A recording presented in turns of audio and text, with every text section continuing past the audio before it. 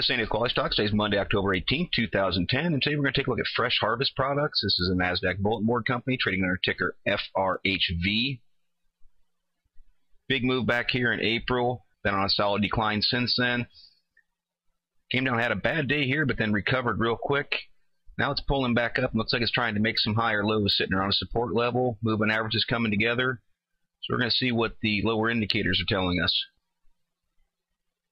Nice uptrend in the MACD. We're looking for that to try and break through zero, break through the money line. Often a larger move accompanies it at that point. PPO a little bit different, kind of flat line through here.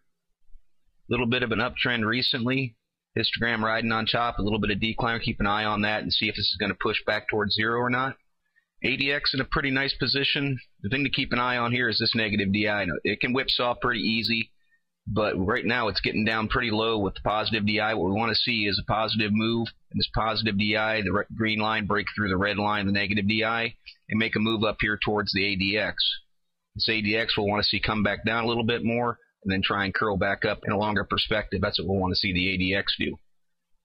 Little bit of mix going on with the MFI, 14 and 21, both in nice uptrends, getting ready to break through 50. See that 50 points, always a critical point. Made a nice uptrend towards it here and couldn't break through. So we're going to look for this to break through this time. We got the 7 coming back down.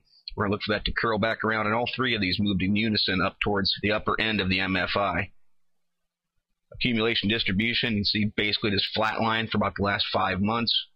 Selling pressure has been a little bit dominant. It's not down real low, so it just hasn't been overrunning the buying, but it's definitely been winning the battle between buying and selling. See, it has a recent little uptrend going on right here. We're going to look for that to continue. Ultimately, we want to see this Chaikin money flow move to the north side of the zero line, get up here in the green, and stay up in the green. These little pops are nice. They do show that some decent buying came in, but obviously they weren't sustained at all. So what you want to see is this get up over top of zero and then start to trend almost in a mirror image of the way it's been trending in the red. CCI kind of floating right down the middle of the road, but holding over zero tells you it's trading to the higher end of its average trading mean. So that's not in a bad position at all. Full Stow has also made a nice climb. This little climb in price per share right here has really got these indicators kind of into a bullish position, but they need to maintain there. So they're going to be somewhat contingent on the price per share making a move, but they're all in a nice position still at this point. You want to see this Full Stow hold over 50. Even if it comes back down, holding over 50 is bullish. The Trix is very similar to the PPO in the sense of sideways trend through here, and now recently getting a little bit of an uptrend to it.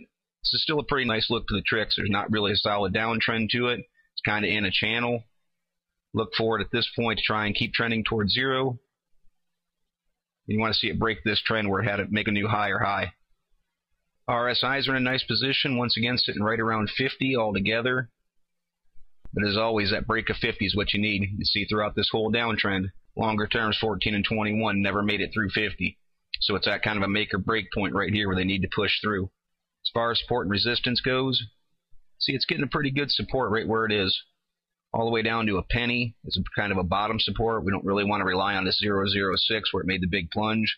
It needs to hold over a penny right now. I'm not scaled in close enough. It's still registering as just a penny. I would say that this is probably at 0.11 at this point, since the peak here was at 0.13. So we're still within pretty close proximity to the bottom support. Going to see some resistance right through that area. 50-day moving average is there. It was a pretty good support and then resistance level over the last couple months right in through this area. So pushing through 0.12 is going to be relatively important for it. Then getting up here and testing this 0.13, this old high. But it should make it through that. If it can make it above this 50-day moving average, that shouldn't be too much of a problem.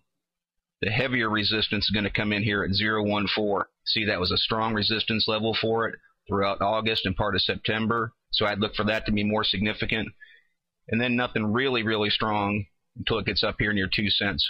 It's going to be a little choppy through here, but this 2 cent area, which is obviously a huge move, almost a clean double from where it is right now. But that was a great support area until it finally fell through, and it hasn't really come back up to even test that since then. So let's look for this uptrend to try and continue. 146,000 shares traded is not a great deal of volume for a stock at this price per share level. So we're going to look for more volume to come in and push this. Want to see it go right through this 50-day moving average and through this resistance here at 0.12, and then see what it does when it tests this 0.14 area. but a pretty decent looking chart, has some promise to it. We'll see if these indicators are going to play out these next couple of days. I'd say are very important to FRHV as to what direction this chart's going to take. As always, this is merely my interpretation of the chart. This is Andy with QualityStocks. Thank you and trade smart.